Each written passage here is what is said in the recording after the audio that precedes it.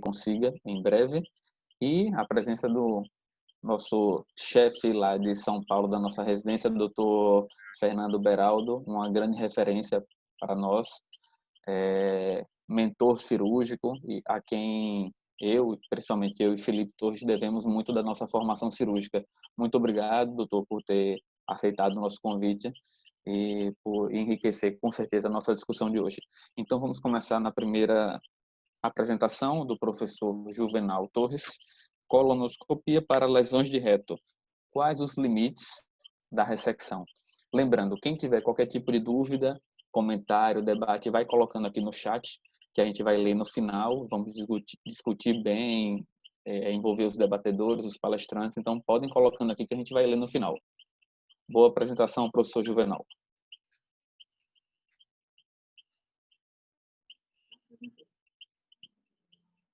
Boa noite.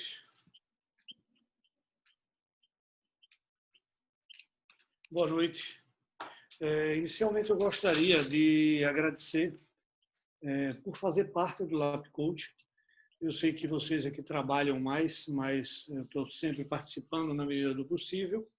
E agradecer o convite para participar da reunião de hoje, onde eu vou falar sobre colonoscopias para lesões de reto, quais seriam os limites de ressecção. A importância da colonoscopia já é de todos bem sabida no rastreamento do câncer coloretal e, eventualmente, no tratamento.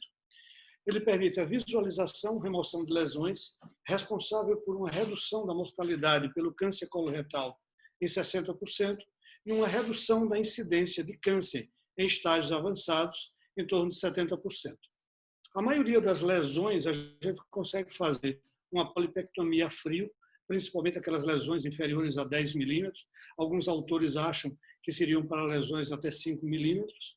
Nós podemos utilizar a polipectomia com alça diatérmica para aquelas lesões polipóides ou pediculares, ou a ressecção com infiltração salina submucosa, ou mucosectomia, ou IMR dos ingleses, e a dissecção submucosa endoscópica, ISD.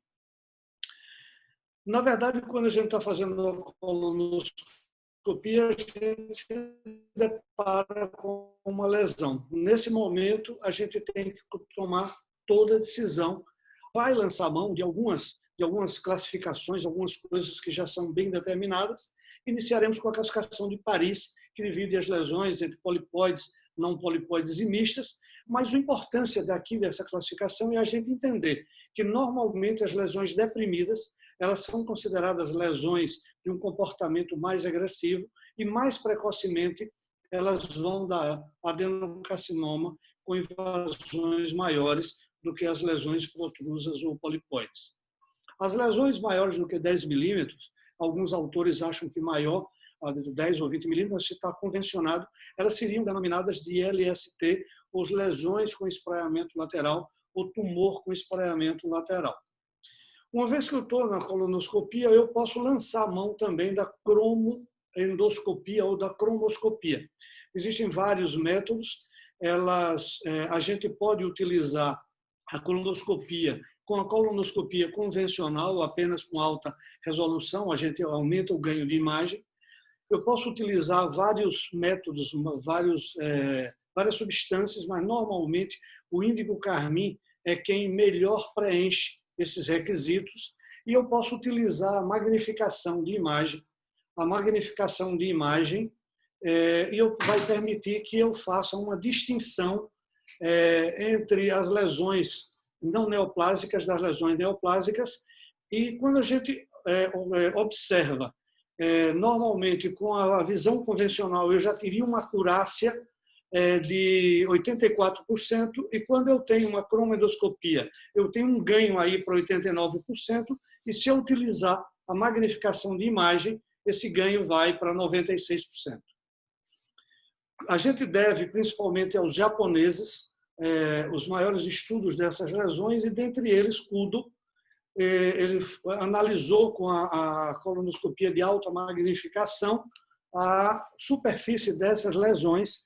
E aqui mostra um estudo, uma meta-análise, mas o importante para a gente é entender que as lesões tipo 1 e tipo 2 elas são não adenomatosas, portanto não têm o potencial de malignizar, E da lesão 3, da superfície 3 até a lesão 5, eu posso ter adenomas tubulares e eu chego na lesão 5 quando eu tenho essas criptas já desestruturadas e eu passo a ter um risco de uma lesão maligna já com invasão submucosa. Com a magnificação, a gente tem uma sensibilidade de 89% e uma especificidade de 85,7%. Essa análise da superfície eu posso também conseguir com a cromoscopia NBI ou NBI, e a gente vai estudar 3 tipos de lesão pela classificação NICE, que seria o tipo 1, seriam aquelas lesões hiperplásicas, ou hiperplásticas, elas não teriam um potencial de malignidade, mas a gente chama a atenção que algumas lesões hiperplásticas, elas podem ter já um componente associado adenomatoso, que seriam as lesões serrilhadas. O tipo 2, nós teríamos o adenoma, e o tipo 3, onde a gente já tem alterações de superfície, eu teria da vascularização da superfície, eu já teria uma invasão submucosa, um câncer com invasão submucosa mais profunda. Em termos de tratamento, aquelas lesões pequenas, a gente comentou, eu faço a polipectomia convencional, ou a polipectomia com alça frio, ou com uma pinça de biópsia, mas aquelas lesões maiores eu posso ter que fazer uma mucosectomia. Ela pode ser realizada naquelas lesões menores em ambiente ambulatorial, como a maioria de nós trabalha, mas aquelas lesões mais difíceis eu dou preferência a fazer em ambiente hospitalar, de preferência no centro cirúrgico, pelo risco que a gente tem de complicação dessas lesões, e eu teria a comodidade e a segurança de já estar no ambiente hospitalar. A gente procede à análise de superfície da lesão, seja com a cromoscopia com irido carmim ou com a cromoscopia com NBI. E eu também ainda testo através quando eu faço a infiltração, como a gente tem aqui a infiltração salina submucosa, eu vou ter a possibilidade de avaliar se essa lesão ela se eleva, e geralmente as lesões com infiltrações mais profundas, seja ela da SM3, que já seria da camada mais profunda, ou quando eu tenho já invasão da muscular própria, eu não teria elevação, então essa lesão ela não seria uma lesão boa de a gente fazer a ressecção por via endoscópica.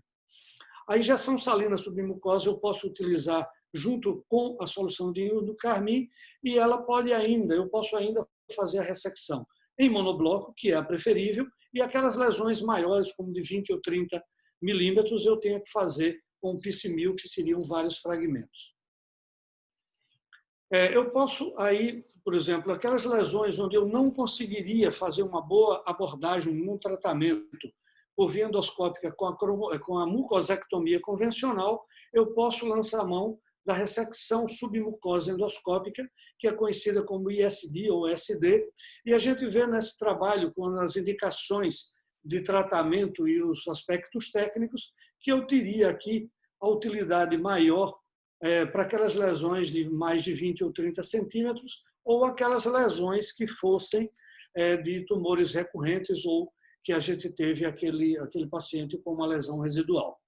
Aqui nós temos um painel com essas lesões muito grandes que se beneficiariam da ISD, e esse trabalho mostra que o ISD, a ressecção submucosa, ela tem a vantagem de conseguir a ressecção em monobloco de lesões muito maiores, em torno de 30 milímetros.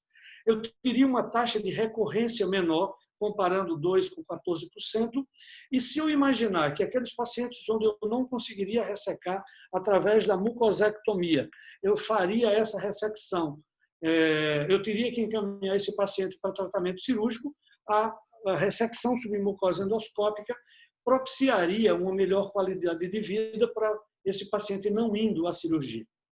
Quando eu comparo aquelas lesões com espraiamento lateral, se eu faço abordagem com mucosectomia ou ressecção submucosa endoscópica, novamente eu tenho uma vantagem da ressecção submucosa endoscópica, como a gente observa aqui, que eu teria no grupo da ressecção submucosa endoscópica um pouco melhor do que na mucosectomia, para aquelas lesões que seriam a taxa de ressecção curativa. E a recorrência também, como a gente falou anteriormente, nós teríamos novamente uma vantagem da ressecção salina ou ressecção submucosa endoscópica. Aqueles pacientes que eu acho que eu tenho uma lesão e que essa lesão ela não é muito favorável para que eu trate endoscopicamente, eu posso encaminhar ele para uma avaliação complementar. A ultrassonografia endorretal ela teria uma melhor acurácia em eu definir aquele grau de invasão da parede retal, principalmente para aquelas lesões pequenas, e a gente teria, na ressonância magnética, uma vantagem de a gente avaliar aquela invasão mesorretal e eu saber se esse paciente teria uma invasão linfonodal e ele deixaria de ser um candidato para ressecção endoscópica. O que seria esse limite. Aquele paciente que eu imaginei que ele é um bom candidato e eu fiz a ressecção endoscópica, eu preciso comprovar se a minha ressecção endoscópica ela foi completa e foi adequada para o meu paciente. Ele vai ser a lesão que eu retirar, ele vai ser submetido à avaliação histopatológica e pela classificação de Kikuchi, por exemplo, as lesões mais profundas, como SM3, ou pela classificação de Reddit 3 ou 4, elas não são lesões que eu possa optar por uma ressecção endoscópica e ficar satisfeito com o tratamento, porque ela tem um risco de metástase linfonodal muito maior. Ainda a gente vai analisar, através do anatomopatológico, quando eu recebo a peça, o grau de diferenciação, se ela é mal diferenciada, se tem invasão linfovascular, o tumor budding, que seriam células ou núcleo de células na submucosa, que seriam responsáveis por uma taxa de recidiva e de um comportamento mais inadequado ou mais desfavorável dessas lesões, e se eu tenho uma lesão que ela tenha margem comprometida. Como considerações finais, eu tenho que dizer que é o seguinte: tudo isso que a gente falou, eu tenho que analisar na hora que eu avaliar, eu tenho que classificar, eu tenho que definir se eu vou usar uma cromoscopia NBI, se eu tenho que fazer uma cromoendoscopia com índico-carmim. Quando eu estou fazendo a injeção submucosa, eu vou ver se essa lesão se eleva, eu vou definir se eu vou fazer uma polipectomia simples ou se esse paciente vai para mucosectomia ou para ISD. Se aquele paciente eu não avaliei muito bem, eu não acho que é um paciente favorável, eu posso lançar mão da ultrassonografia e da ressonância magnética e, finalmente, a avaliação histopatológica. Desse conjunto de ferramentas que a gente tem, se eu tenho um caso favorável, eu vou considerar que a minha ressecção endoscópica foi adequada e foi completa e eu vou seguir esse paciente sem nenhum tratamento complementar. Mas aqueles casos que não foram favoráveis, dentro de tudo que a gente falou, eles devem ser encaminhados para procedimento cirúrgico com ou sem neoadjuvância. Muito obrigado. Obrigado. Dá continuidade aí.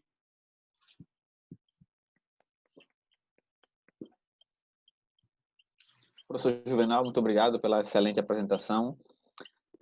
Vamos dar continuidade na programação e, mais uma vez, lembrando, né? Qualquer tipo de dúvida, qualquer tipo de comentário, pode deixar no chatzinho, ou se quiser comentar também, falar algo, só comunicar a gente que a gente abre o áudio.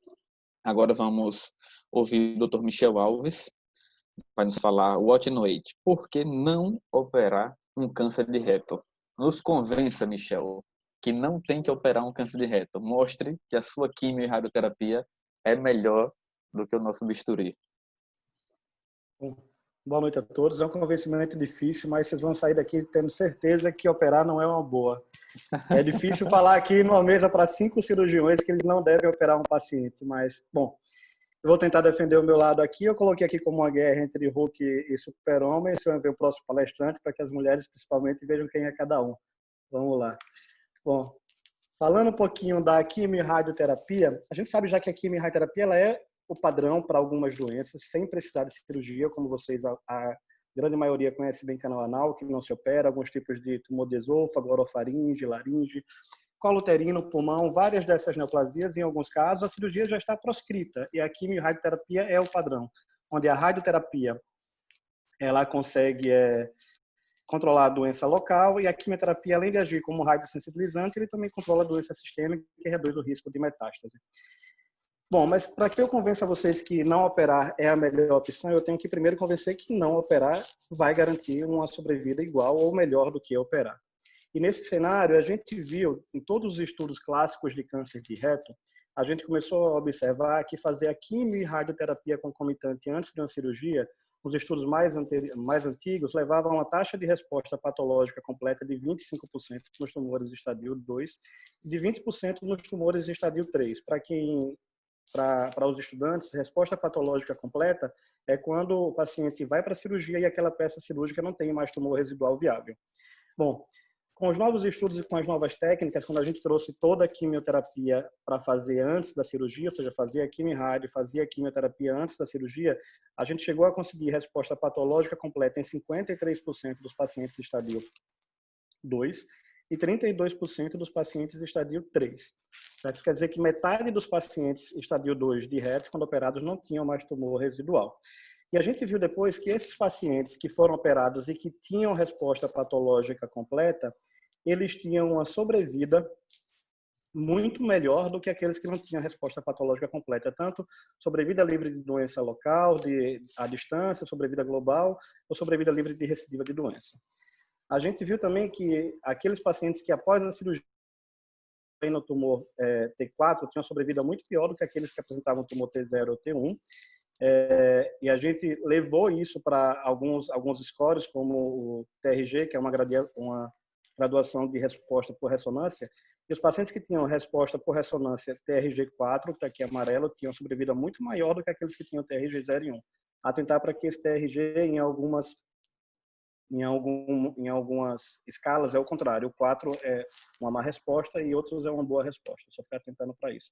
Pensando nisso, esse é um grande orgulho da gente, foi uma brasileira, a doutora Angelita Gama, quem primeiro levantou a bola se esses pacientes que tinham a resposta clínica completa, ou seja, que após quimio-rádio, que eram reavaliados por endoscopia, por exame de imagem, não tinha mais tumor pela avaliação clínica, se eles precisavam realmente se operar.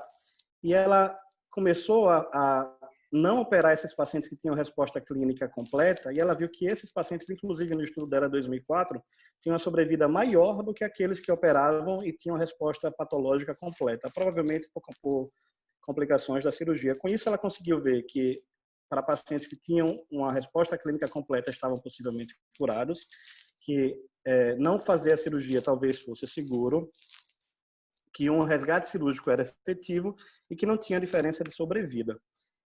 A gente viu depois em vários outros estudos, como esse estudo de uma base de dados internacional, que os pacientes que não operavam após uma resposta clínica completa, eles tinham uma sobrevida muito boa, tanto a sobrevida global quanto a sobrevida livre de doença.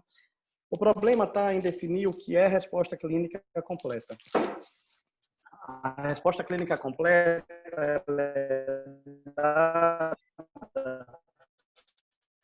exame digital e por ressonância. Se eu não consigo avaliar nenhum desses Michel, a gente está com um pouco de dificuldade de escutar você. Não propor para o paciente. Desculpa, deixa eu ver se eu consigo. Agora melhorou. Agora melhorou. Agora melhorou. Desculpa aí.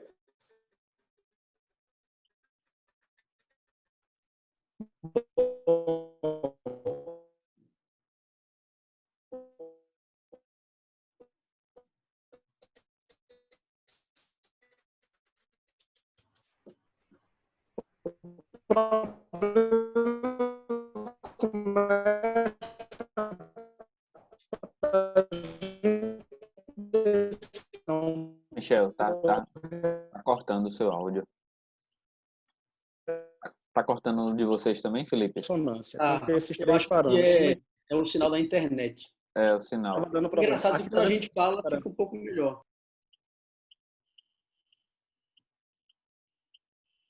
Talvez compartilhar o seu 4G do celular com o seu telefone, com o seu computador. Eu posso sair e entrar de novo? Ou você quer? Por isso que deve estar caindo. É o seguinte, a gente poderia inverter. A minha internet de casa estava boa. Você não quer compartilhar a internet Felipe, do seu falar? celular, não? O Felipe Torres, seria Eu estou talvez fazendo exatamente melhor isso você agora, mas eu apresentar posso primeiro. voltar para minha casa. Eu zerei o roteador aqui. Espera aí. Eu vou... Veja se você consegue aí. Consegue me ouvir melhor? Agora? Estou ouvindo bem. Ouvindo bem. Pronto. Eu voltei agora para a internet de casa. Vamos ver se volta aqui. A gente estava indo bem até aquele gráfico do near complete ou complete response. Aí ficou ruim. Aqui. Consegue me ouvir bem agora? Não. Estamos ouvindo Você bem. parou antes. Deixa eu ver. Aí. Aqui? Foi esse slide que a gente Pronto. começou a não escutar. Perfeito. Bom, vamos lá então.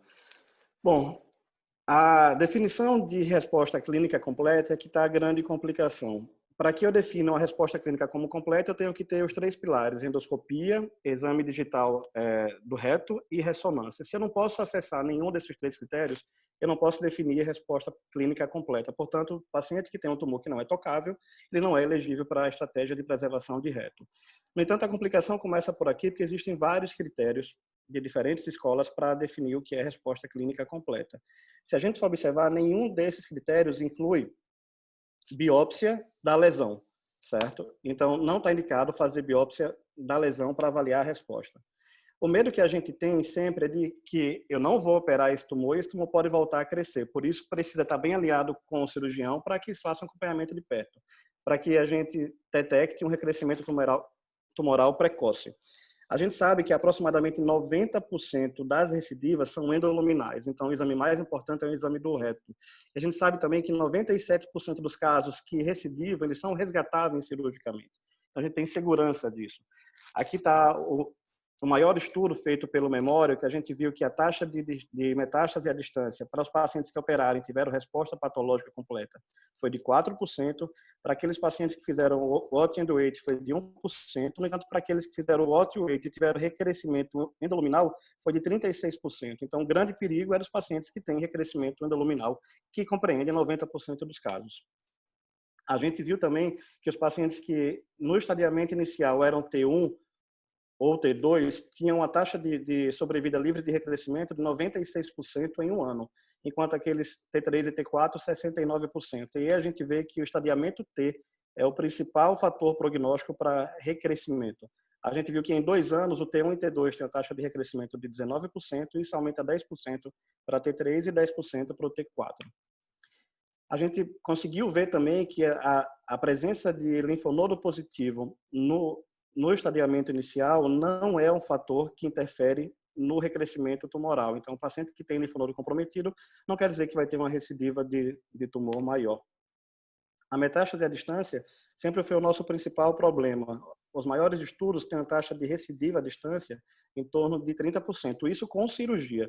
E isso é o que compromete a sobrevida desses pacientes. Pensando nisso, os novos estudos começaram a trazer toda a quimioterapia que era feita após a cirurgia para fazer antes da cirurgia. Então, fazia químio, rádio, fazia quimioterapia, e com isso a gente conseguiu chegar à preservação de reto, saiu de 8% para 24% e conseguiu poupar esses pacientes da cirurgia no maior número possível. O Rapido Trial, que foi publicado recentemente há um mês na ASCO, foi apresentado na ASCO, comparou a estratégia padrão, que é de quimio-rádio, seguido de cirurgia de quimioterapia adjuvante, com quimioterapia short cancer, seguido por quimioterapia e seguido por cirurgia para tumores de alto risco, T4, invasão vascular extramural ou N2. E a gente viu que, pela estratégia standard, a gente tinha uma resposta patológica completa de 14%, ou seja, quimio-rádio seguido de cirurgia. Quando a gente fazia a quimioterapia toda antes da cirurgia, a gente tinha uma resposta patológica completa de 28%, ou seja, o dobro. O que a gente se pergunta é se esses 28% de pacientes que tiveram resposta patológica completa precisam passar por todas essas complicações cirúrgicas que chegam a 10%, complicações graves de cicatrização, sangramento, infecção, deiscência. O OPRA Trial também foi apresentado agora na ASCO em 2020, que foi um estudo próprio para avaliar o OT and wait, onde os pacientes eram submetidos a quimio e radioterapia seguidos por FOLFOX, ou fazia a primeira quimioterapia seguido por quimio e radioterapia. Ou seja, a primeira quimio, depois a rádio, depois a quimio. Esses pacientes, após submetidos a esse esquema, eles eram reestadiados. Os que não tinham resposta completa iam para a cirurgia, os que tinham resposta completa iam para o OT and wait. A gente viu que os pacientes que faziam a quimio de consolidação, ou seja, a quimio-rádio seguido por quimioterapia, tiveram uma preservação de reto, ou seja, uma taxa de não cirurgia de 60%. Aqueles que começaram com quimioterapia e seguiram por quimio e radioterapia tiveram o reto preservado em 43% das vezes. Quando comparado ao controle histórico, a sobrevida desses pacientes foi exatamente a mesma. Eu vou passar direto pelo tempo aqui, mas esse estudo do Memória, que foi talvez o maior estudo em What and Wait, mostrou que essa recidiva de recrescimento tumoral dos pacientes que foram optados por não operar está nas casas dos 20% em média, e que é muito maior nos 2 primeiros anos. A partir daí, isso se estabiliza. Essa é a sobrevida global dos pacientes que não operaram e a sobrevida relacionada ao câncer. Com isso, a gente viu que a diferença dessas curvas, cerca de 83% dos pacientes que morreram, que foram submetidos ao What and Wait, morreram de outras causas e não pelo câncer de reto.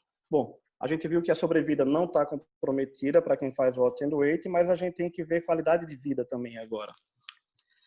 E esse estudo, para mim, é clássico porque ele pergunta para o paciente o que é que realmente importa. E lembrar que a gente trata o paciente, não a doença. Quem tem que decidir isso é o paciente. E para o paciente, o que é mais importante para ele é que ele ficar livre de uma estomia permanente. Essa foi a principal prioridade para a maioria dos pacientes, seguido por estar livre do câncer. Então, o paciente ficar curado não é a principal prioridade, pelo menos por esse estudo daqui. A gente vai submeter todos esses pacientes à cirurgia. A gente sabe que tem uma mortalidade intra-hospitalar de 1 a 5%, deiscência de 28%, infecção operatória de 37%, obstrução intestinal 15%, incontinência urinária 39%, disfunção sexual masculina quase metade dos pacientes, 29% de disfunção sexual feminina, um estômago permanente em 1/3 dos casos, problemas evacuatórios, tudo complicações de cirurgias em grandes centros cirúrgicos. Isso aqui, a gente que trabalha com câncer de colo e reto está acostumado a ver todas essas complicações. Esses pacientes precisam passar por tudo isso? Eu acho que não.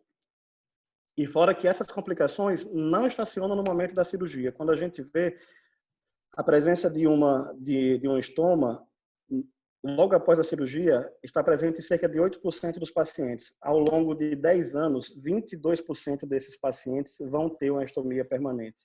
O mesmo a gente vê para incontinência anal, para recorrência local, para morbidade da anastomose, e isso aumenta muito ao longo dos anos. A gente sabe, na verdade, que tanto a quimioterapia, quanto a radioterapia, quanto a cirurgia, eles ajudam muito o paciente, mas cada um vai trazer uma sequela e cabe a gente lidar com todas essas ferramentas da melhor forma possível para favorecer o paciente. E por último, mas não menos importante, vem a questão de custos, principalmente diante dessa crise que a gente está vivendo, que não sabe o que é que vai sobrar depois de tudo isso. Do ponto de vista financeiro, vale a pena fazer o What and Wait? Foi publicado esse ano, em janeiro, um grande estudo no JNCI americano, que mostrou que o What and Wait, comparado com amputação de reto e com ressecção baixa do reto, a gente viu que, comparado com ressecção baixa, tinha uma redução de $28 mil de custo e um incremento de qualidade de vida nesse score de 0,5. Quando comparado com a amputação de reto, teve uma economia de $32 mil e um incremento de qualidade de vida de 0,6. Isso eles levaram em consideração cuidados com bolsa, screening, recidiva, complicações cirúrgicas, reabordagem cirúrgica. Então, a economia por paciente é muito grande. Se a gente levar em conta a quantidade de pacientes com câncer de reto que a gente tem, principalmente no nosso país que tem recursos escassos, a economia é muito grande. Então, fazer o What and Wait é custo eficaz. Aqui a gente vê. Então, em resumo, bom, com relação à sobrevida, a gente viu que não tem diferença entre as duas estratégias. Sobrevida com What and Wait é igual à sobrevida dos pacientes que operam, certo? Tiveram resposta patológica completa. Qualidade de vida é indiscutivelmente superior para os pacientes que não operam, isso não tem dúvida nenhuma. E hoje a gente sabe que, em relação a custos, não operar também é muito melhor. Então, eu não tenho dúvida que os pacientes que fizeram um bom tratamento neoadjuvante, que não acidentalmente, mas que planejado anteriormente, por preservação de reto e alcançaram resposta clínica patológica completa, eles não devem ser submetidos à cirurgia. E o que a gente deve é mesclar as armas de cada um para trazer um melhor resultado para esses pacientes. Obrigado.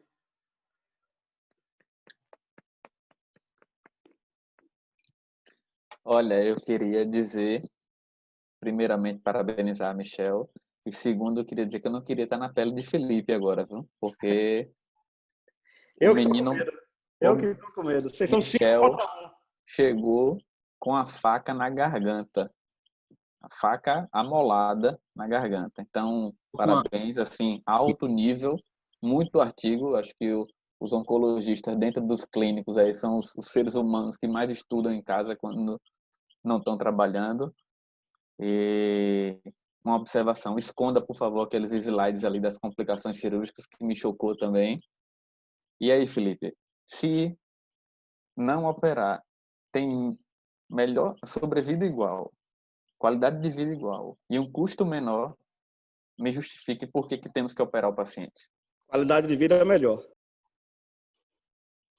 Vamos lá. Vocês estão me escutando? Tá escutando, pronto? Estamos sim. Pode ir. Estão vendo minha tela também, né? Minha aula é apresentada? Estamos. Perfeito. Bom, o Michel me deixou em saia justa, realmente. Eu convidei um palestrante que eu sabia que ia me dar trabalho, mas a intenção é justamente essa, a gente debater e tentar ver, ao final dessa discussão, quem é que vence. Vamos ver, viu, Michel?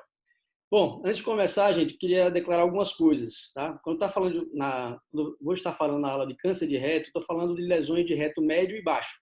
A gente sabe que lesões de reto alto, elas são mais parecidas com lesões de cólon, tá? Então, sempre eu vou estar mencionando reto médio e baixo.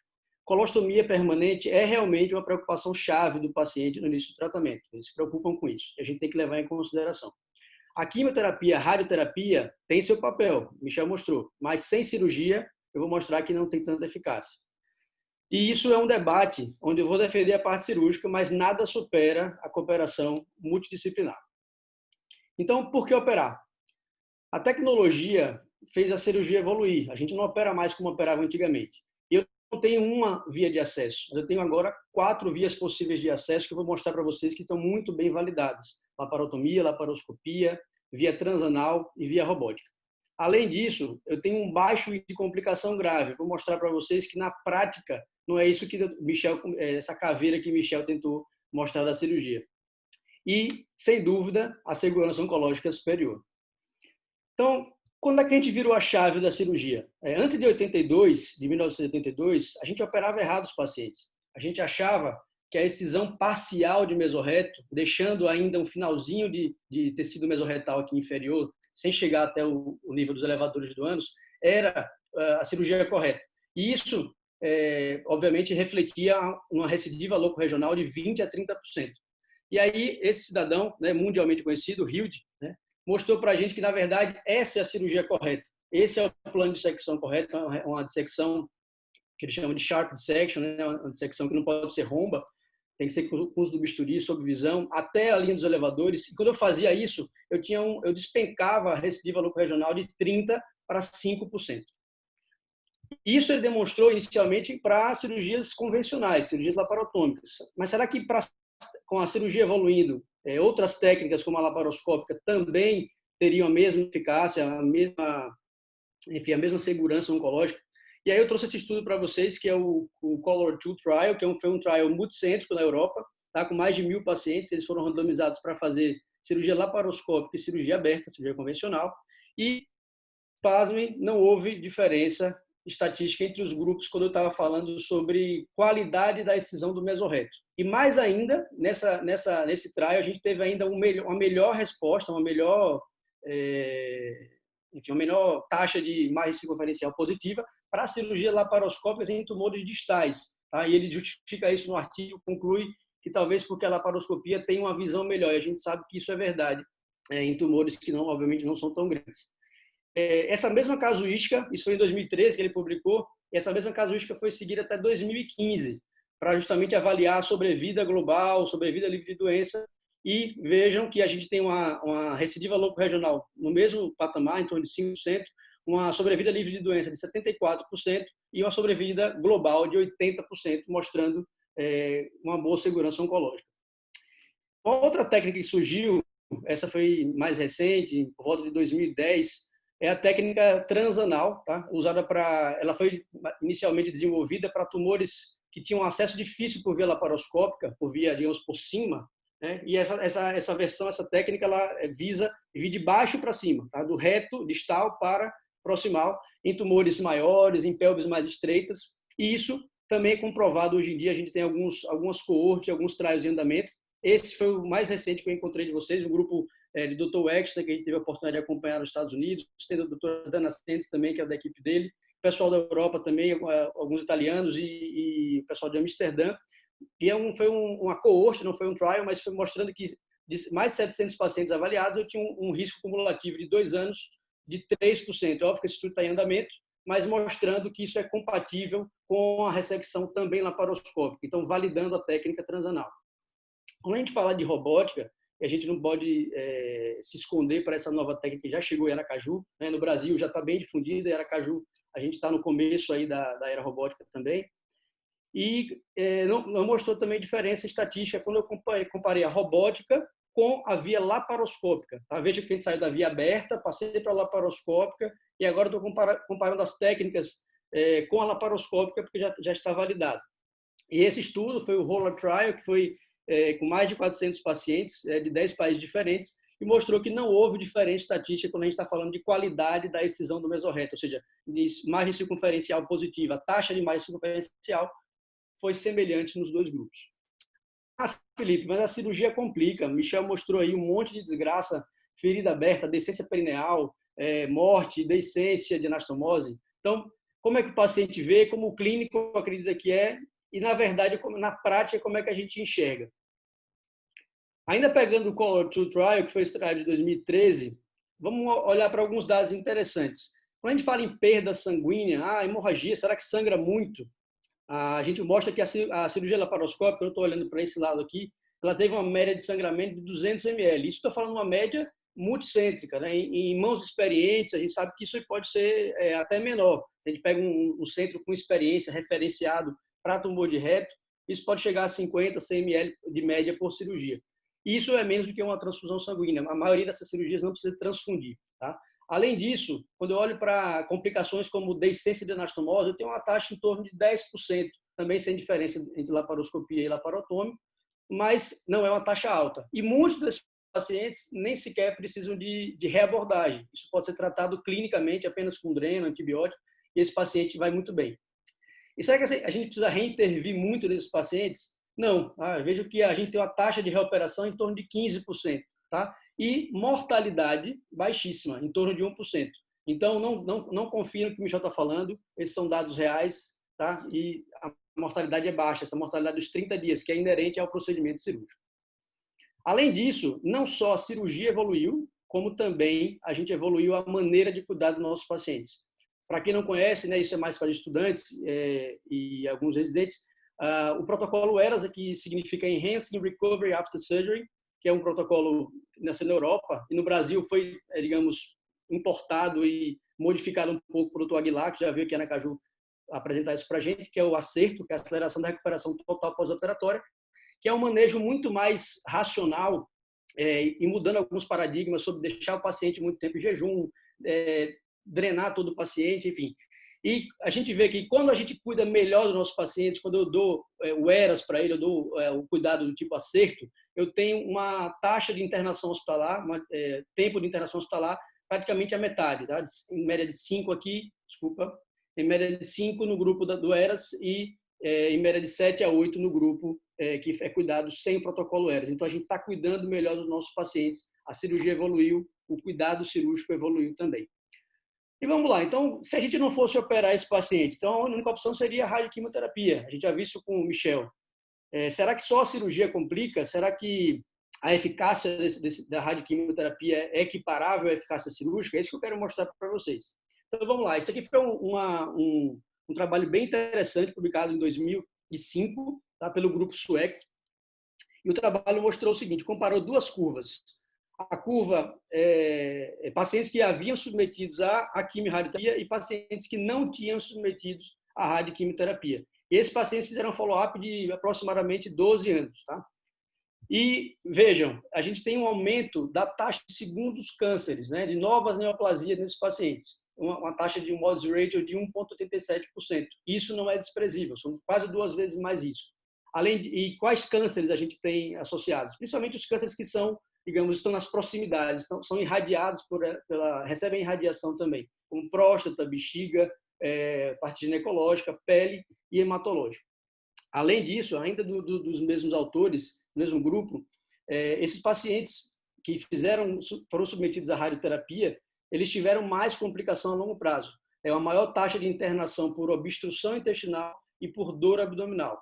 Sem contar que durante a radioterapia, tá, existia um maior risco de infecções e sangramento gastrointestinal.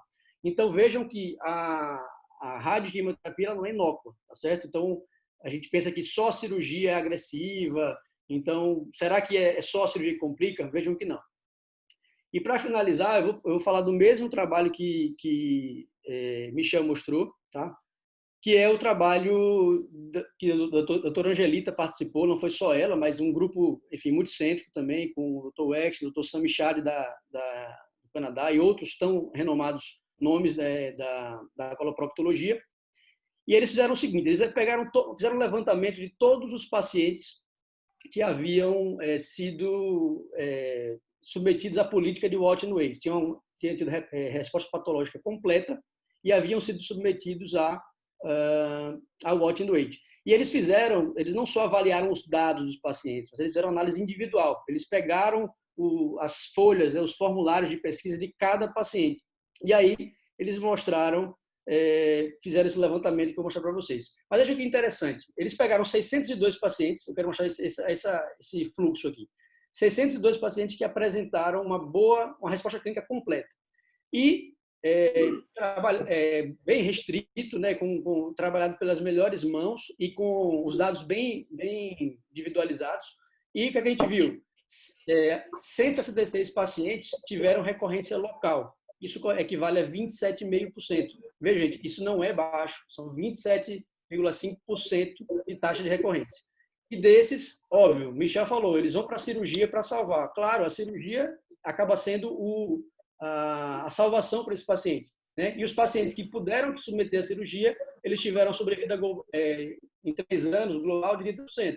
Mas os pacientes que não conseguiram ser submetidos à cirurgia, e um dos motivos é a metástase à distância, eles tiveram um prejuízo da resposta oncológica, né? E a sobrevida global desses pacientes caiu pela metade praticamente. Então, eu deixo vocês com essa pergunta.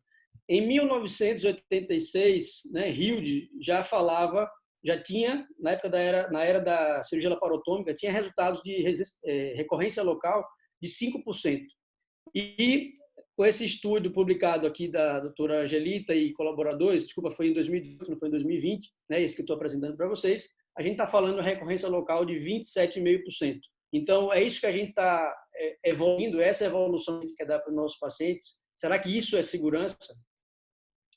Então, para finalizar, gente, eu queria deixar essas mensagens, né? O tratamento cirúrgico ainda é o mais eficaz, como eu pude mostrar nos dados, e com maior controle loco-regional e menor risco de metástase à distância.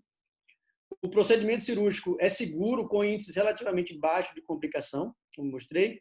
A radioquimioterapia possui efeitos adversos a serem considerados, com altas taxas de recidiva após o watch and wait. E o watch and wait pode ser proposto para o paciente, mas ainda é conduta de exceção. Então, o que eu tinha para falar era isso. E vamos para o debate agora. Abrir para o debate. Se defendeu à altura, viu? Parabéns, Felipe, pela excelente apresentação. Nós temos tempo, graças a Deus, e vamos tentar fazer da seguinte forma. Nós temos 2 debatedores aqui, né, que eu apresentei no começo, o Dr. Fernando Brey e o Dr. Álvaro, que está aqui com a gente. E eu vou fazer uma pergunta para o Dr. Fernando, depois uma pergunta para o Dr. Álvaro. Eles respondem essa pergunta, fazem as considerações sobre as apresentações que foram feitas, e aí depois nós vamos abrir para as perguntas. Temos 2 perguntas aqui no chat já. O Antônio, que é nosso colega radioterapeuta, ele também já levantou a mão aqui, quer falar, vamos deixar falar, então vamos tornar esse momento bem interativo. Dr. Fernando, seja bem-vindo. Antes do senhor fazer suas considerações iniciais, eu pergunto o seguinte: um paciente que foi para o consultório do senhor, 45 anos, com diagnóstico de adenocarcinoma T2N0 pela pela avaliação radiológica. Ele fez o tratamento com radioterapia e quimioterapia e teve uma resposta aparentemente completa. Você olha para esse paciente, você oferta a ele a oportunidade de fazer um watch and wait, ou você nem sequer fala nisso? Você não, aqui você quer curar, o paciente fala, eu quero curar, doutor, não quero ter essa dúvida, eu quero curar. O senhor oferta esse tratamento ou vai direto para a cirurgia? Então, primeiramente, eu gostaria de agradecer o convite. É uma honra estar aqui com vocês, é um grande prazer aqui estar entre amigos, né? Vocês com certeza foram residentes brilhantes e é sempre bom encontrar vocês aqui e ver o sucesso de vocês é uma grande satisfação. Então, só me fala uma coisa, esse paciente, qual que é a altura da lesão dele? Reto médio. Reto médio? Então, um paciente jovem, com tumor de reto médio, né? Paciente sem comorbidades. Esse é um paciente que, muito provavelmente, nós poderíamos fazer uma ressecção de reto, né? Poderia fazer uma ressecção anterior baixa, com uma ileostomia de proteção de uma forma minimamente invasiva, com preservação esfincteriana. Então, é um paciente que não vai ter uma ostomia definitiva, vai ter realmente taxa de uma cura de doença, né? E muito satisfatórios. Então, eu acredito que essa seria a proposta que eu faria para ele, né? Esse não é o perfil de paciente que eu pensaria de fazer um watch wait, por exemplo. E você quer fazer algum comentário ou você acha que como é que você prefere a dinâmica? Que eu já parta para falar sobre as apresentações ou você quer fazer uma réplica? Não, sem réplica, para dar tempo de responder todas essas perguntas do chat aqui e das outras pessoas interagirem. Agora o senhor pode comentar aí sobre o que foi comentado da apresentação do professor Juvenal, do Dr. Felipe, do Dr. Michel. O que é que o senhor pensa aí sobre ressecções endoscópicas e qual a sua opinião aí de qual paciente é elegível para o watch and wait e qual paciente para tratamento cirúrgico do câncer de reto? Tá ótimo. Então, em relação a técnicas endoscópicas, é muito animador, né? Acho que nos agrada essa evolução dos tratamentos endoscópicos, não só no câncer de reto, mas todo o aparelho digestivo. Essa evolução é muito grande, né? Até nos congressos internacionais que eu tive a oportunidade de participar, todos eles, a sessão de endoscopia é muito rica. Eles realmente fazem coisas brilhantes e muito bonitas, assim, e a gente vê como que está evoluindo essa área. Então, eu sou entusiasta, eu acho que realmente a gente tem que evoluir nesse segmento, mas com algumas ressalvas, né? Então, assim, eu acredito que a gente pensar numa ressecção de uma lesão um pouco maior ou muito suspeita por colonoscopia, eu já tenho alguma ressalva, né? Então, por exemplo, eu acredito que uma lesão de reto médio ou reto alto, uma lesão que seja pequena, móvel com a elevação de submucosa, com certeza, né, que vai ter uma possibilidade de ressecção com uma peça única, com margens livres, né, a possibilidade é grande. Agora, lesões que são um pouco maiores, que a gente já vê que tem algum grau de fixação profunda e que não elevam, eu acredito que o ideal é só fazer biópsia mesmo, tá? Fazer biópsia, ter o anátomo, porque qual que é o problema? Né? Qual que são situações que a gente até vê na prática, cada vez mais frequentemente, que vai aparecendo. Pacientes que muitas vezes são submetidos a ressecções endoscópicas e que vem, às vezes, um adenocarcinoma in situ ou um adenocarcinoma em piecemeal e que não tem margem avaliável. E localmente, aparentemente, não ficou nada pelas fotos, mas é um paciente que a gente não sabe se realmente foi ressecado tudo, se a margem está realmente livre, porque não foi avaliado. E é até difícil de saber como acompanhar esse paciente, né? Como que nós vamos seguir esse paciente.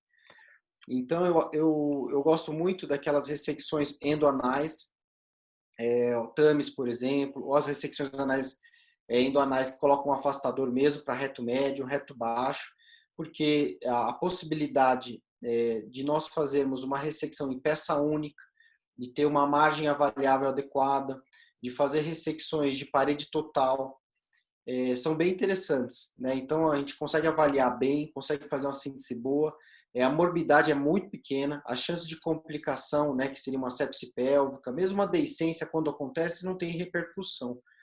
Então, eu acredito que, se for pensar nos limites, seriam esses, né, de lesões maiores, que apresentam algum grau de fixação. Então, eu não arriscaria de tentar fazer a ressecção colonoscópica. E eu penso assim, né? Então, acho que vai ter uma evolução, mas existe realmente esse limite. Em relação ao watch and wait, eu participei, inclusive, de algumas discussões já sobre isso, em alguns hospitais aqui em São Paulo, e realmente é bem interessante, né? Eu acredito que, muito provavelmente, no futuro próximo, nós vamos ter uma proposta mais aberta de propor isso para o paciente. Né? Porque hoje a gente tem feito diagnósticos mais precoces, a radioterapia evolui muito, né? Uma tecnologia assim, impressionante. Eu visitei uma vez um centro de radioterapia, eu fiquei impressionado com o planejamento que eles fazem de todo o tratamento. Né? É uma ciência enorme em cima disso. E a gente tem visto, né, que realmente a resposta completa está cada vez mais frequente. Mas eu também acredito que tem suas restrições. Com certeza vai ter um futuro promissor, mas nesse momento eu não vejo como uma primeira linha, né? Com uma exceção, eu acho que tem um perfil de paciente que realmente se torna uma possibilidade real, que é aquele paciente que tem um tumor de reto baixo, em que não existe a possibilidade de preservação do complexo esfincteriano dele, e ele vai ser condenado a uma ostomia definitiva. Então, realmente, uma ostomia definitiva, ela tem um contexto de restrição social, né, preconceito, muito medo por parte do paciente. É uma das primeiras coisas que o paciente nos pergunta quando vai fazer uma cirurgia do reto. E a gente vê que realmente a aceitação é ruim.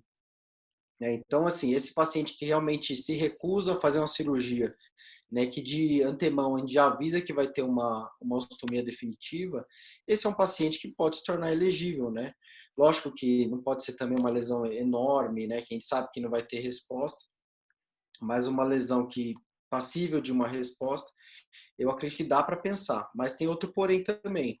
Esse é um paciente que tem que ter acesso à saúde fácil, né? Ele tem que ter recursos no sentido de fazer um acompanhamento médico restrito, né? Ele tem que ter acesso ao médico, acesso à equipe médica, tem que ter um protocolo de segmento pós-operatório bem diferenciado, porque ele precisa ser visto com muito mais frequência, né? E sintomas ou achados precoces para pensar num resgate cirúrgico, você tem que ser feito rapidamente, porque senão a gente perde o timing de resgatar esse paciente.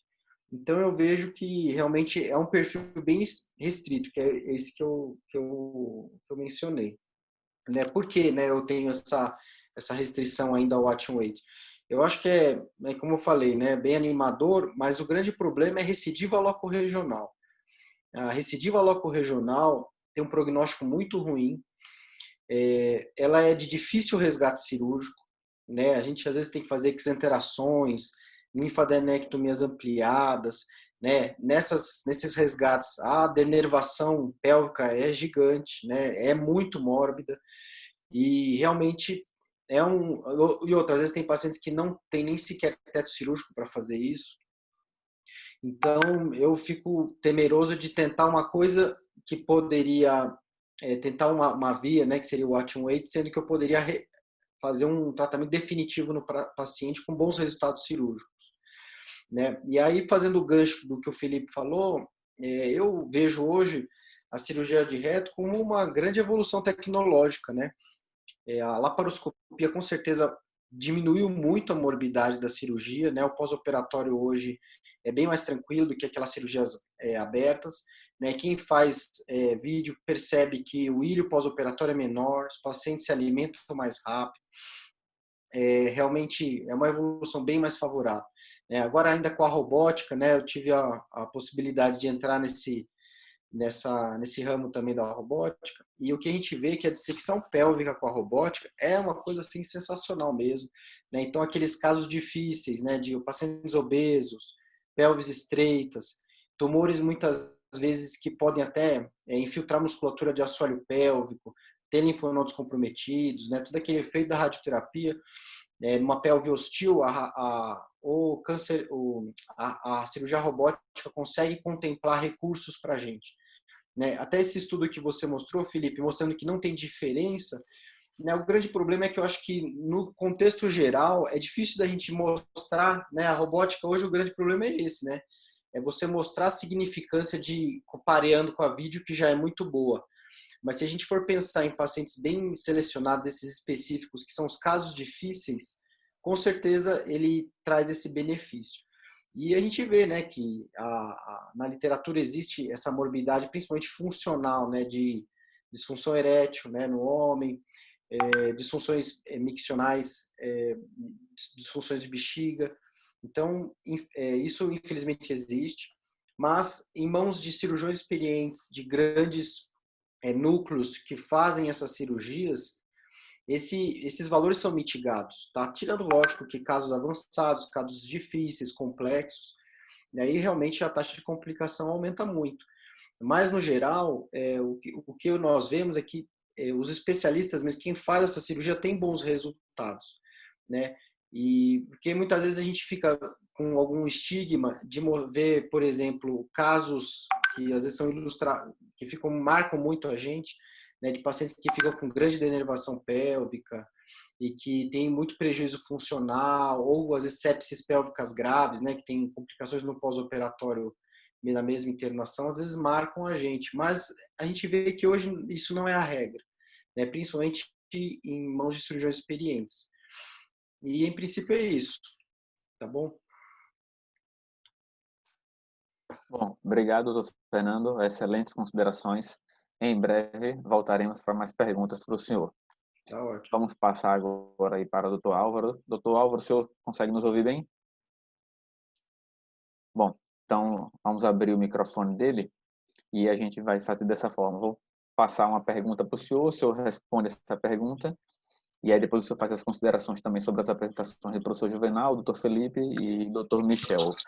Um paciente que chega para o senhor, para o consultório do senhor, de 55 anos, com um adenocarcinoma de 2 centímetros, um T2, 2 centímetros, no reto baixo, a 0,5 centímetros do anel anorretal. Está 5 milímetros do anel anorretal. Esse paciente fala, doutor, pelo amor de Deus, eu não quero ficar incontinente. Não está falando nem de ostomia, ele não quer ficar incontinente depois que reconstruir. Esse paciente, o senhor oferece o tratamento do Watch no 8 se ele voltar após a radioquimioterapia com a resposta completa, ou é cirurgia mesmo no modo old fashion? Muito bem. Boa noite a vocês, Juvenal, Felipe, Michel, Fernando. Obrigado pela gentileza de participar com vocês aqui hoje à noite. Eu acho que tem espaço para tudo. Tanto tem espaço para o Watch no 8 como tem espaço para a cirurgia. O grande divisor de águas aí vai ser a experiência do cirurgião, vai ser a tecnologia de qual ele detém em mãos, porque isso aí tudo depende muito da experiência de cada um, do espaço que ele está vivendo, das condições de trabalho que ele desenvolve. Então, tudo isso é um fator diretamente proporcional ao sucesso que ele vai atingir. Com relação a esse paciente, aqui eu acho que eu sou mais clínico dos cirurgiões, começando a ficar muito clínico com o Watch and Wait. O Michel mostrou, mas o Felipe também, acho que tem espaço para os dois. Mas nós somos adeptos do Watch and Wait, já faço algum tempo, aprendi com a professora Angelita, tive a oportunidade de vê-la para trabalhar e, de alguma forma, com o Rodrigo, acompanhamos alguns pacientes. E eu acho que, nesse caso, uma coisa que é fundamental para a gente, e eu não tenho aqui em Maceió, é uma ressonância magnética com um especialista, um radiologista, que me dê os detalhes da ressonância magnética do estado operatório. Hoje em dia, a ressonância magnética na pelve é fundamental para você desenvolver o que você gostaria de fazer nesse paciente. Ela lhe dá uma dimensão exata do estadiamento. A gente não utiliza muito, até não tem ultrassonografia para fazer o estadiamento desse tumor. Mas a ressonância, se esse paciente, um T2N0, paciente de 55 anos, se puder fazer a ressecção, eu faria a cirurgia. Mas se ele não quiser ficar com a síndrome da ressecção anterior, que isso é possível, o tumor é muito baixo, eu ofereceria para ele o watch and wait. O que resta saber aí é justamente saber se eu faria a consolidação ou se eu faria só a indução. Se eu faria um short curso ou faria um curso longo. Então, essa ainda não está bem definido. O watch and wait ainda precisa ser desenvolvido mais. Eu acho que ele precisa maturar mais, apesar de ter 16 anos. Começou em 2004 com a professora Angelita, mas ele ainda não atingiu a maioridade. Então, a gente precisa acompanhar mais esses casos. Nós temos alguns casos aqui de watch and wait, sem dúvida nenhuma, e tem pacientes já há 8 anos sem nenhum tipo de lesão, o acompanhamento. Então, nesse paciente, eu poderia oferecer, porque o paciente tem que ser cúmplice nessa atitude, na tomada de decisão. É fundamental você conversar com o paciente, você explicar as duas opções que podem acontecer, e normalmente é uma coisa até que o Fernando falou também, os pacientes, e você oferecer uma possível uma colostomia definitiva é uma coisa realmente extremamente desagradável. Agora, com a tecnologia da cirurgia robótica, a laparoscopia, realmente diminuiu bastante essa possibilidade de complicações.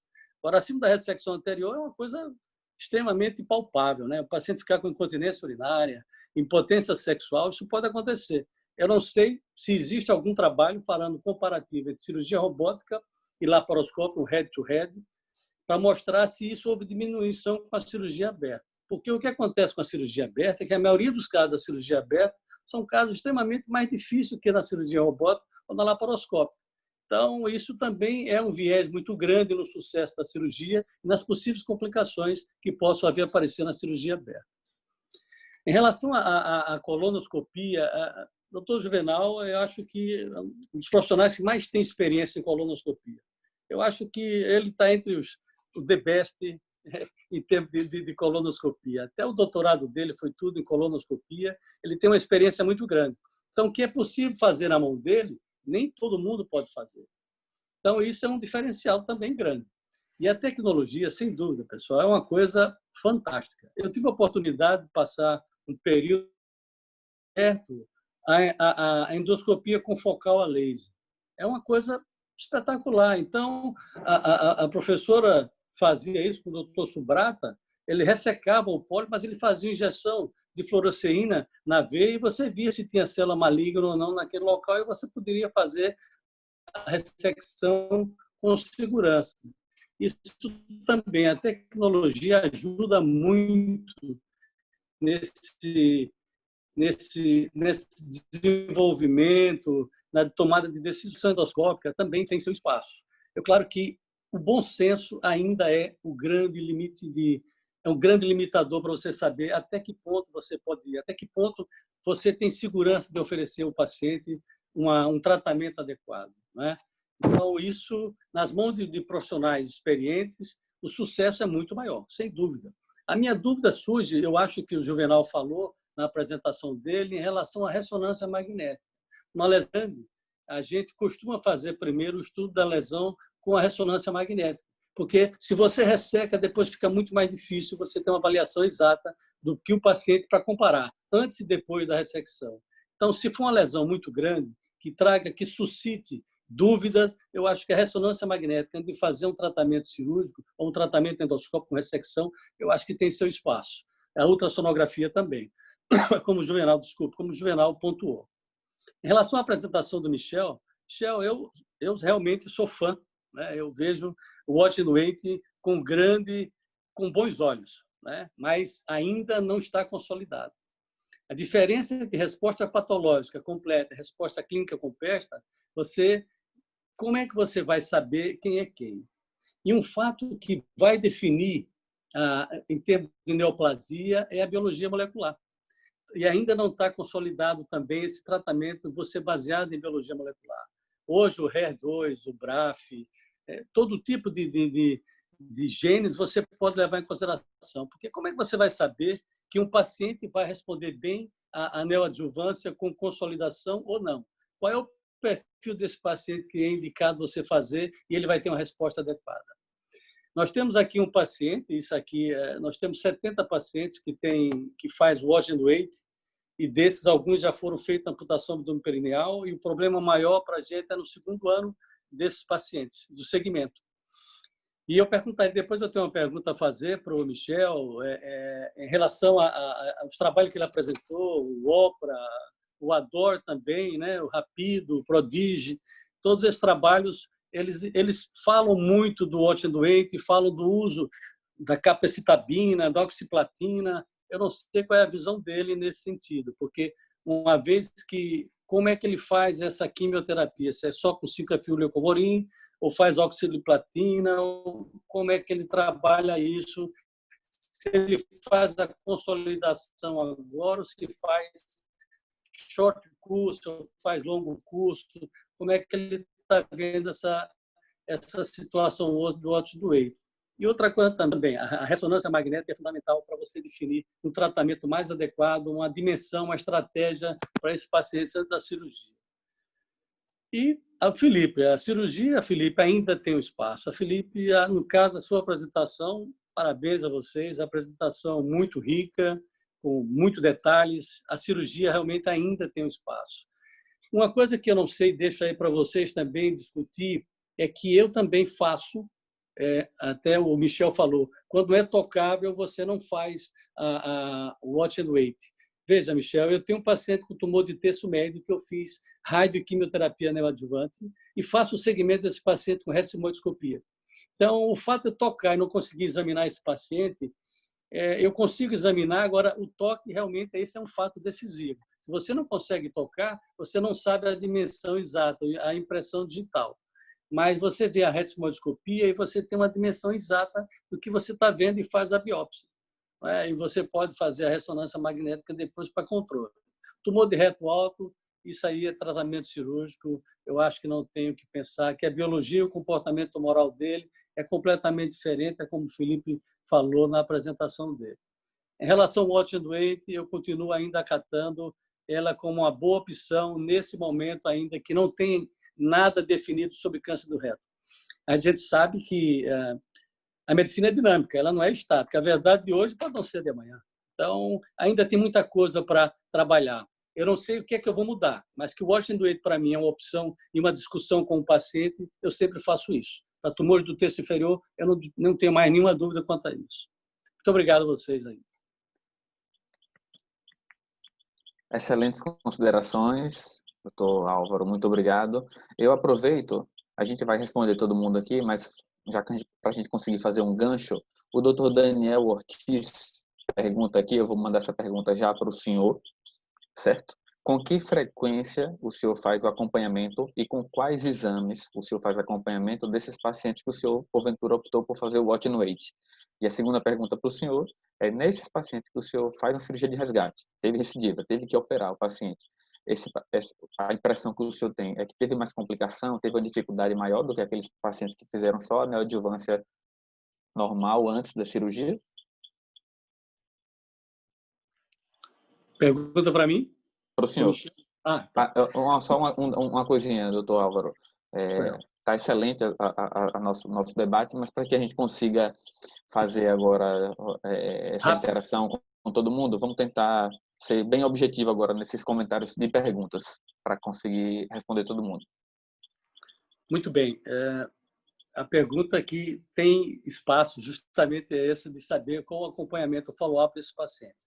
Aqui a gente faz 5.040 rádios, faz leucovorin 5-FU, espera 10 semanas, depois faço o toque retal e a retinoidoscopia em todos os pacientes.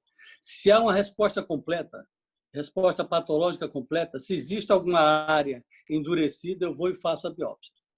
Se há resposta completa, a cada 3 meses, durante os 2 primeiros anos, eu faço CEA, faço retinoidoscopia nesse paciente. Eu acho que a grande preocupação que a gente tem que ter é saber se esse paciente é de fácil acompanhamento. Porque se esse paciente mora muito distante, é um paciente difícil de você ter segmento, eu acho que aí você não pode trabalhar com watch and wait. Infelizmente, você tem que partir para fazer a radioterapia e, se possível, fazer a cirurgia. O watch and wait, no nosso caso, tem feito dessa forma. No segundo ano, 3 em 3 meses, CEA, retinoidoscopia. No 6 meses, faço a retinoidoscopia. Durante os 2 primeiros anos, a cada 6 meses, faz a ressonância magnética. No primeiro ano, em vez de fazer a ressonância, eu faço o PET-CT.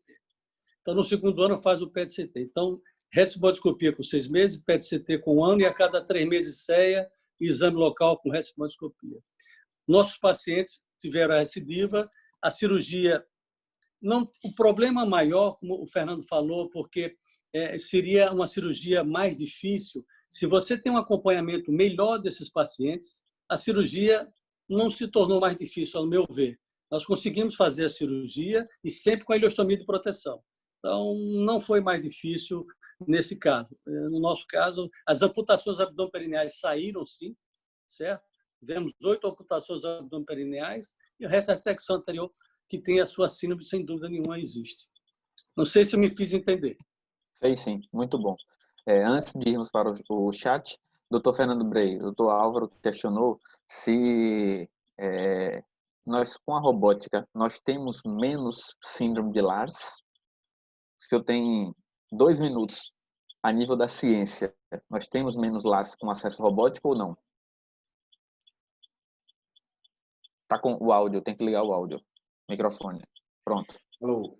Então, em princípio, não tem nenhum estudo que mostre a superioridade, né? Até é um banho de água fria para essa via de acesso, né? Não tem nada que prove superioridade nem em morbidade, tempo operatório, tempo de internação. Então, isso não tem, né? O que a gente vê na prática, né? Depois que começa a fazer a cirurgia, são os benefícios, né, de acesso. Então, a gente vê, por exemplo, que casos mais difíceis, né? Conforme eu falei, pacientes obesos, que estão cada vez mais frequentes para a gente operar, pelves estreitas, ou as recidivas pélvicas, esses são casos selecionados que eu acredito que vai ajudar muito. Mas na rotina, realmente, não é possível mostrar essa superioridade, porque já é uma cirurgia muito bem feita por laparoscopia, com muitos benefícios, né? Então, ela seria uma ferramenta a mais para casos mais difíceis. Entendeu? Mas diferença não tem nenhum artigo que mostra isso hoje. Entendi. Vamos aqui para o chat agora, uma pergunta para o Dr. Juvenal. Boa noite. Na ressecção endoscópica, existe uma margem padrão que deva ser respeitada para que seja considerada segura? Não sei se esse segura foi do ponto de vista oncológico ou do ponto de vista de complicação endoscópico, né? Então, se eu comente 2 minutos. Vamos comentar as duas. O áudio está saindo bem aí? Tá. Bom, é o seguinte, quando a gente fala em um tumor e eu vou ressecar o órgão, eu vou fazer uma retinoidectomia, eu vou fazer uma amputação perineal, fazer uma ressecção baixa, já é sabido que eu tenho uma margem de 1 centímetro, certo? Para aqueles tumores bem diferenciados e sem outros fatores agressivos, como invasão linfovascular, invasão neural, 1 centímetro é suficiente para que a gente tenha segurança oncológica. Quando a gente fala de ressecção endoscópica, a gente tem lesões bem diferentes do que a gente está falando do câncer coloretal avançado. Eu tenho uma lesão que, a princípio, ela é benigna. Eu olho e eu imagino que essa lesão é benigna. Aquela lesão grande que ocupa 1/3, 2/3 da circunferência, ela já sai de qualquer possibilidade de a gente tentar ressecção endoscópica. Então é o seguinte, quando eu faço uma cromoscopia NBI, eu já tenho essa margem bem delimitada. E a gente consegue ressecar com uma margem mínima sem nenhum problema.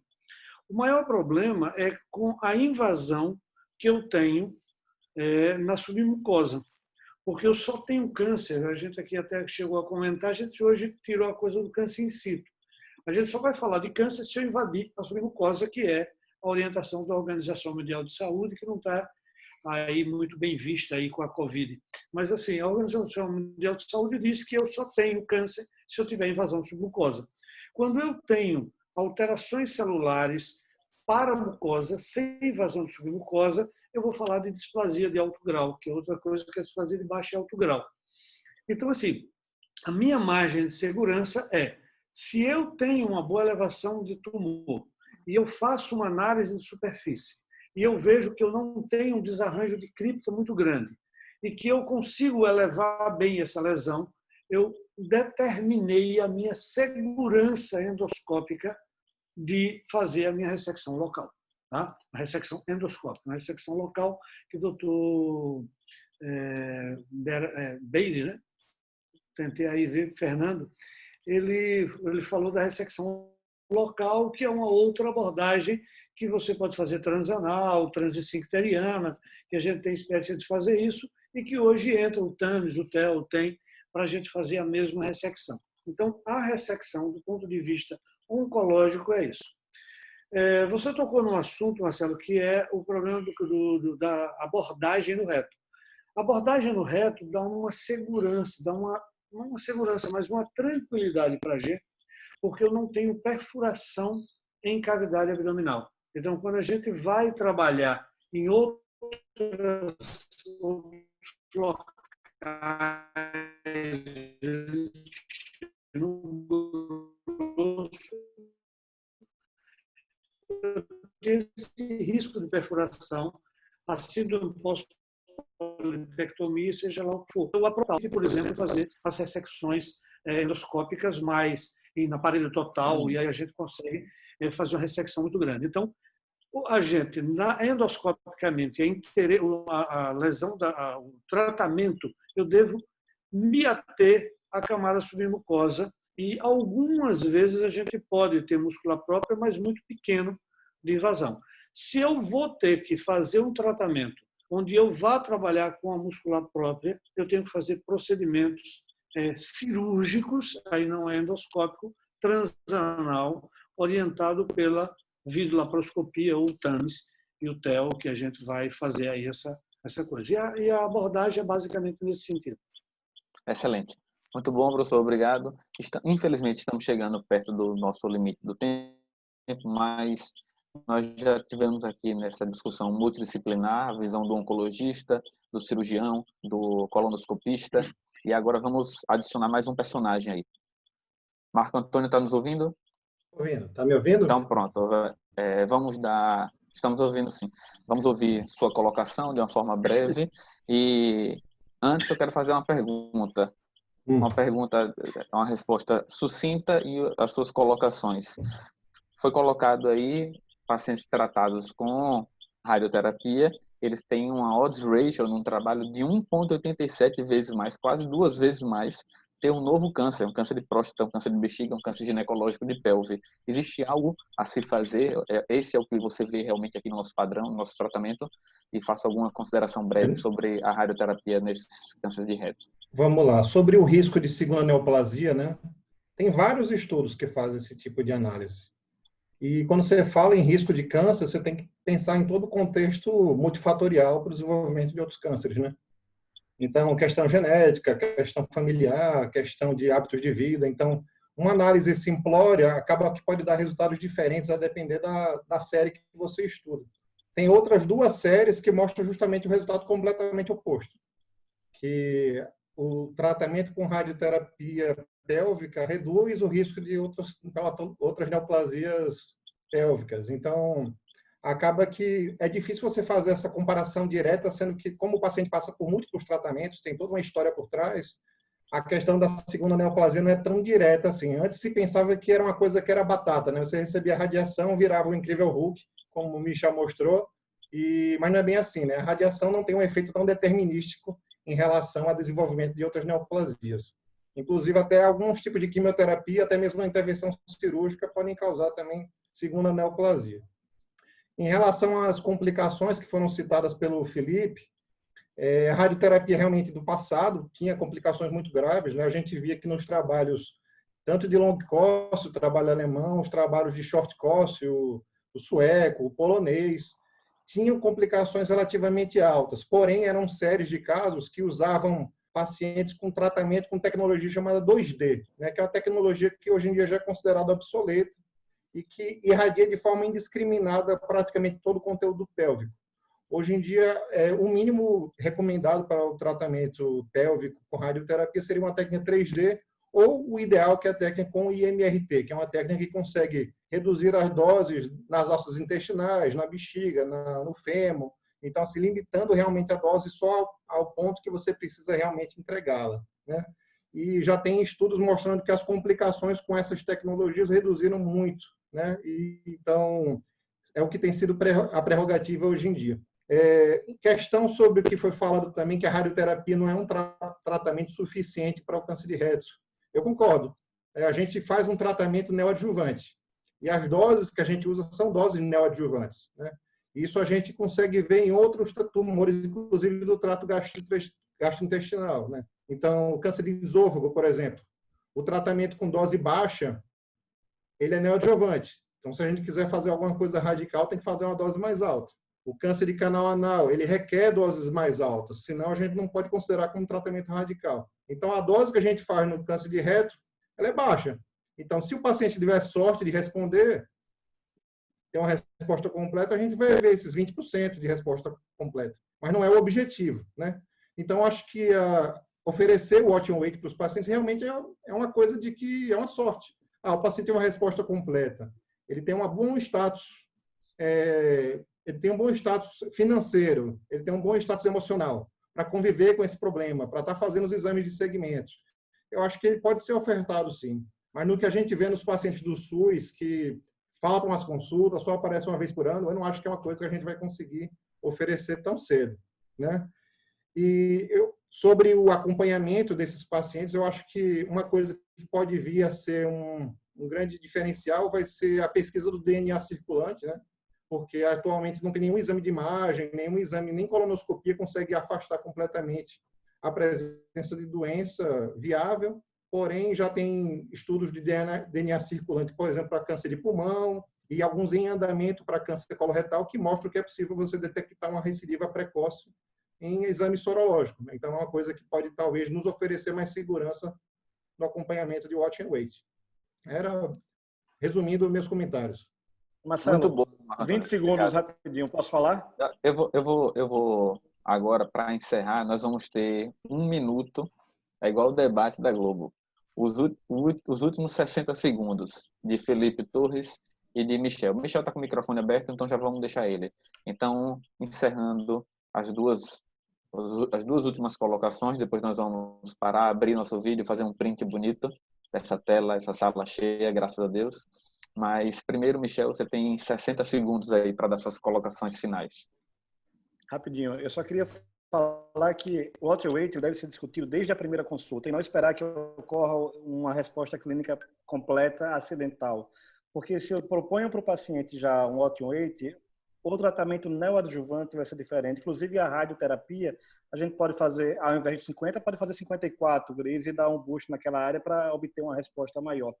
Com relação às perguntas que o professor Manuel fez, professor, fantástica a sua abordagem. Eu também considero o Watch and Wait como uma conduta que ainda não é padrão, mas que tem muito espaço para muitos pacientes que podem se beneficiar disso. Qual quimioterapia prévia a gente não está definido. Os estudos clássicos de professora Angelita foram com fluorescência isolada. A gente sabe hoje com o Rapido e com o Prodigy que a gente pode usar 2 ou 3 drogas para obter uma maior resposta patológica. Não sei se isso vai se traduzir em melhor resultado. Mas o principal, o Watch and Wait só pode ser feito se for acompanhado por um cirurgião que esteja junto. E não é uma decisão de um único médico, do clínico, do radioterapeuta ou do cirurgião, porque o reconhecimento precoce de uma recidiva endoluminal é que muda a sobrevida. A maioria dos dados mostram que aquele paciente, quando diagnosticado precocemente, ele consegue ser recuperado. Então, eu acho que a gente vai aprender muito com isso, mas ele veio para ficar assim. Excelente. Felipe, 60 segundos. Vamos lá. Então, agradecer realmente pelo debate aí do doutor Fernando, do doutor Manuel, excelentes colocações e comentários. E, óbvio, eu comecei minha aula com a declaração inicial, que nada substitui uma equipe multidisciplinar. Óbvio que isso aqui é um debate, até para ficar divertido, a gente está sendo um contra o outro, mas é óbvio que as duas possibilidades, né, existem. A quimio e a radioterapia são auxiliares, né, importantíssimas do cirurgião. A gente vê redução, né, da massa tumoral, vê as taxas de recidiva locorregional com a neoadjuvância, né? Quando você faz a quimioterapia, a radioterapia neoadjuvante, com boa resposta. Mas, assim, o que eu queria dizer é que, assim, defendendo o meu ponto de vista, eu acho que, como o Dr. Manuel Álvaro falou, a bottom weight ele ainda é acidental, entendeu? A gente acaba fazendo, e até Marco Antônio comentou também, que acaba sendo acidental. E aí, acidentalmente ocorrendo, é uma coisa boa a gente, enfim, acompanhar esses pacientes, e os trabalhos têm mostrado que é possível resgatar cirurgicamente esse paciente, que isso é uma coisa muito tranquilizadora para a gente. Mas ainda não fala assim, como câncer de ânus. O paciente chegou, a gente não opera câncer de ânus mais. Né? Acho que eu operei uma vez na residência, acho que um caso aqui em Aracaju com meu pai, a gente operou uma recidiva, mas assim, exceção operar. Então, assim, a naturalidade é exceção fazer o watch and wait. Talvez no futuro próximo, com a melhora das radioterapias, talvez estabelecendo alguns protocolos, o caminho talvez venha a ser mais eficaz, mas ainda acho que acaba sendo acidental. Essa é a minha opinião. Excelente. Então, vamos aqui rapidamente abrir o nosso vídeo. Quem puder abrir o vídeo aí para a gente tirar um print bonito para salvar dessa sala. Essa noite foi quase uma mesa redonda do Ficare Nordeste. Muito bom, viu? Parabéns ao moderador, viu, pela condução do debate, viu? Moderador. Bom. Vamos lá. Olha o print. Todo mundo sorrindo. Foi. Bom, então queremos agradecer principalmente aí pelo aceito por ter aceitado o nosso convite, né? Michel, Dr. Fernando, Dr. Álvaro, especialmente vocês, Dr. Juvenal, Dr. Felipe, muito obrigado mesmo, foi uma honra participar com vocês dessa discussão. E eu passo a palavra para Dr. Paulo Vicente, que vai encerrar essa noite e fazer o convite para a nossa próxima reunião. Obrigado. Bem, pessoal, então, mais uma vez, obrigado a todos. Eu já aproveito e deixo aí a tela da nossa próxima... Cadê? Tá aí, né? Então, já deixo aí a tela do nosso próximo encontro. Na nossa primeira divulgação seria a próxima semana, mas a gente acabou postergando para o dia 30, em virtude do São João. Todos estão convidados, vai ser uma honra tê-los novamente aqui com a gente. A gente está muito feliz com a repercussão desses ciclos de debates.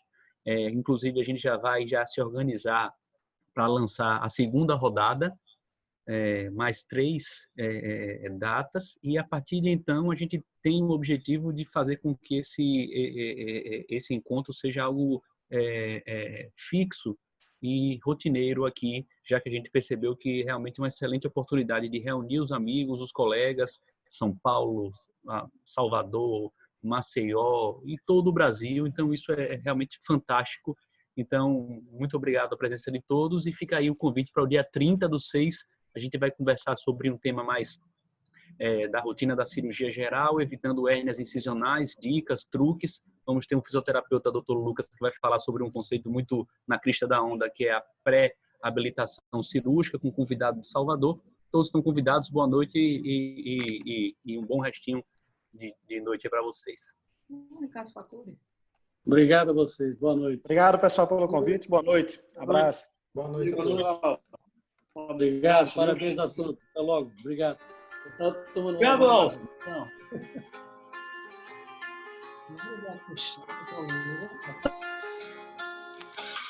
Cadê a resenha? Quando acaba a reunião, começa a resenha. Michel Alves. Daniel. Valeu, pessoal, muito bom, viu? Valeu, Michel. Aqui a gente fica batendo um papinho aí, Valeu. o pessoal vai saindo, a gente vai batendo um papo só na brincadeira. Excelente discussão, podia ficar até umas 11 horas. Valeu! Isso é fera mesmo. Doutor Daniel Ortiz. Tudo bem? Você está por aí, não? Ô, Marcelo. Oi. Ô, rapaz.